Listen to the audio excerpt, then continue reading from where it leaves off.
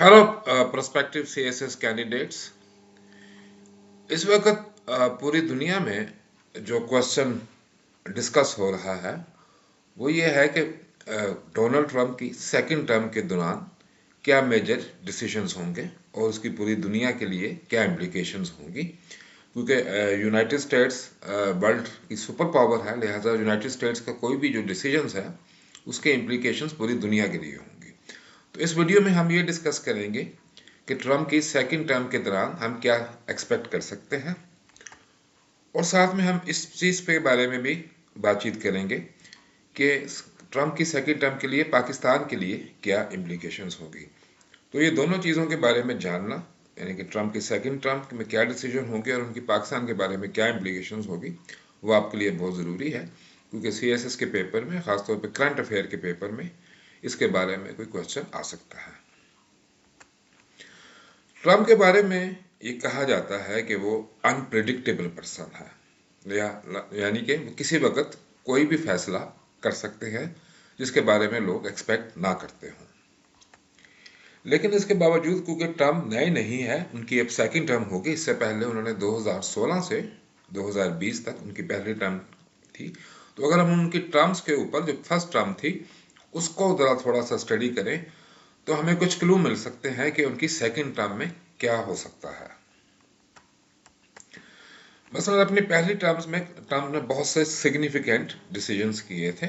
For example, उन्होंने United state को, जो ईरान के साथ एक न्यूक्लियर डील हुआ था 2015 में, जिसमें Iran, United states, European union और चाइना शामिल थे, उस न्यूक्लियर डील से उन्होंने अमेरिका को यूनिलैटरली विड्रॉ कर लिया था। उन्होंने चाइना के साथ एक ट्रेड वॉर भी स्टार्ट की, और ये ट्रेड वॉर चाइना के अलावा इसमें जो अमेरिका के यूरोपियन एलाइज थे और कनाडा और मेक्सिको थे, उनको भी उन्होंने इसका निशाना बनाया था। फिर उन्होंने north Atlantic free trade agreement, या नेफ्टा,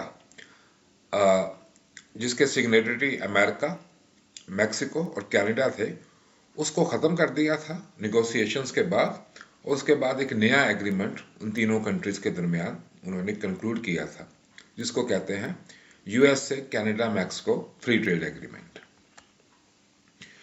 फिर उन्होंने बार बार पब्लिकली जो उनके नेटो एलाइज थे, खासतौर पर उनके जो यूरोपियन एलाइज थे, नेटो के मेंबर्स थे, नॉर्थ अटलांटिक ट्रीटी ऑर्गेनाइजेशन के, उनको ये बार बार कहा था कि it's time for them to increase their defence spending, और अगर अपनी डिफेंस स्पेंडिंग को इंक्रीज नहीं करेंगे तो फिर यूनाइटेड स्टेट्स भी उनकी मदद नहीं करेगा।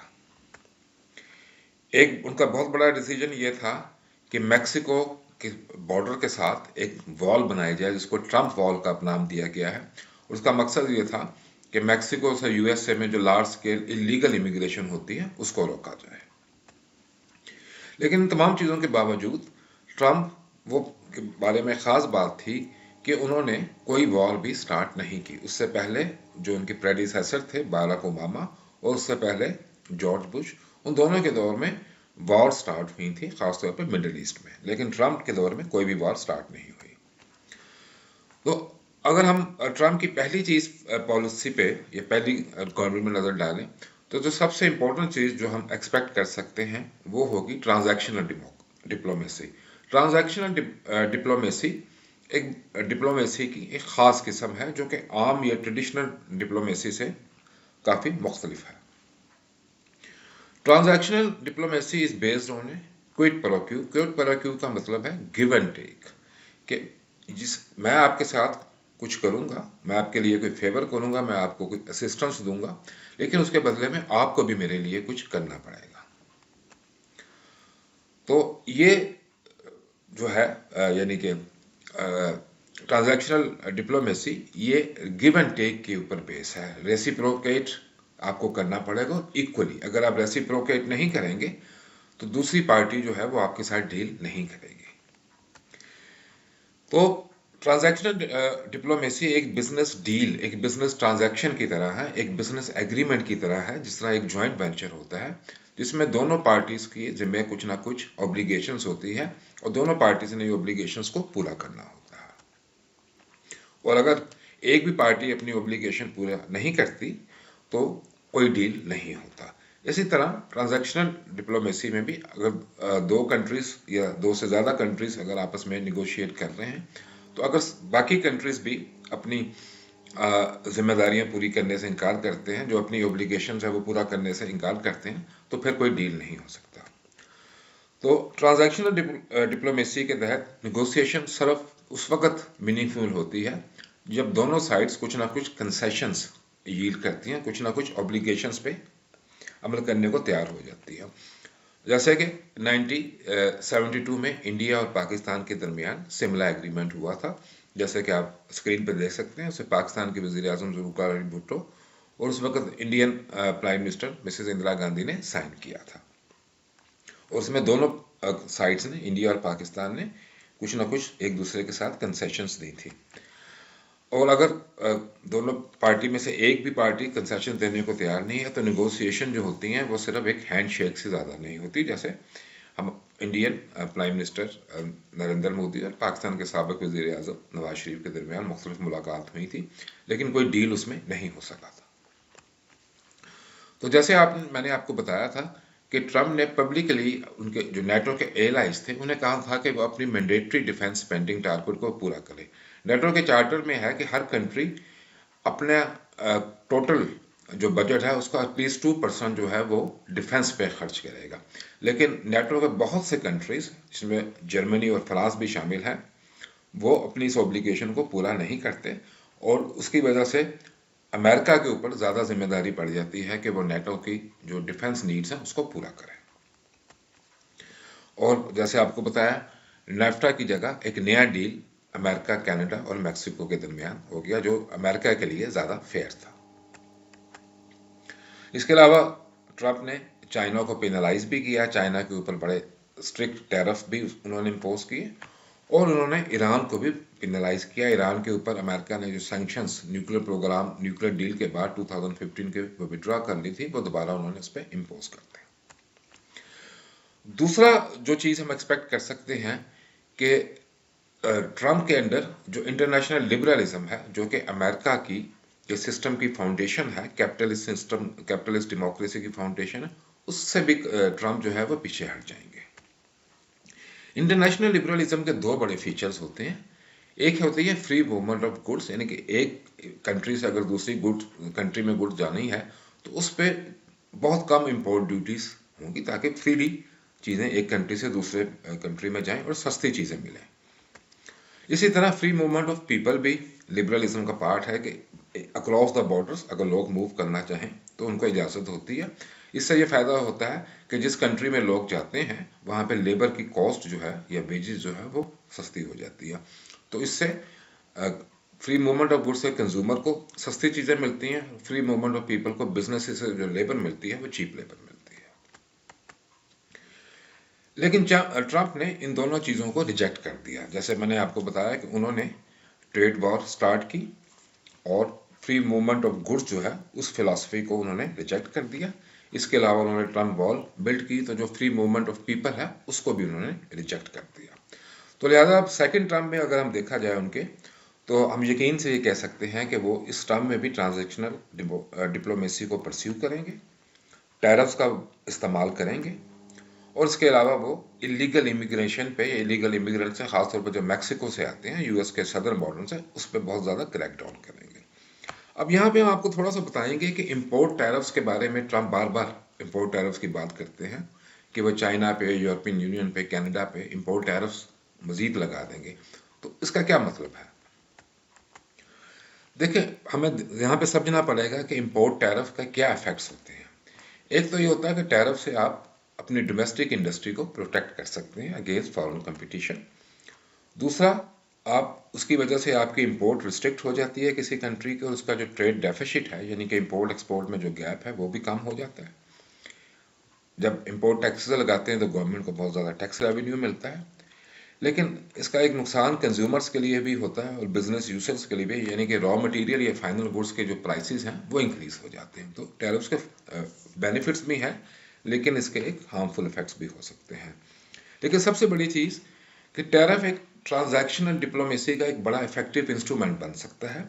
यानी कि आप किसी कंट्री को थ्रेट कर सकते हैं कि अगर वो उनकी आपकी बात नहीं मानेगा तो आप उसके ऊपर ड्यूटी ज़्यादा लगा देंगे। तो बहुत से पॉलिटिकल ऑब्जेक्टिव जो है, जैसे ट्रम्प ने अपने फर्स्ट टर्म में अचीव किए थे just by threatening to impose tariff, तो इस टर्म में भी वो ऐसा करने जा रहे हैं। यहाँ मैं आपको इस टेबल आपको दिखा रहा हूँ, इसमें आप ये देखिए कि यूनाइटेड स्टेट्स का मैंने ये ट्रेड इसमें प्रेजेंट किया है यूनाइटेड स्टेट्स के टॉप 10 पार्टनर के साथ 2023 में, और ये फिगर जो है 10 ये बिलियन यूएस डॉलर में।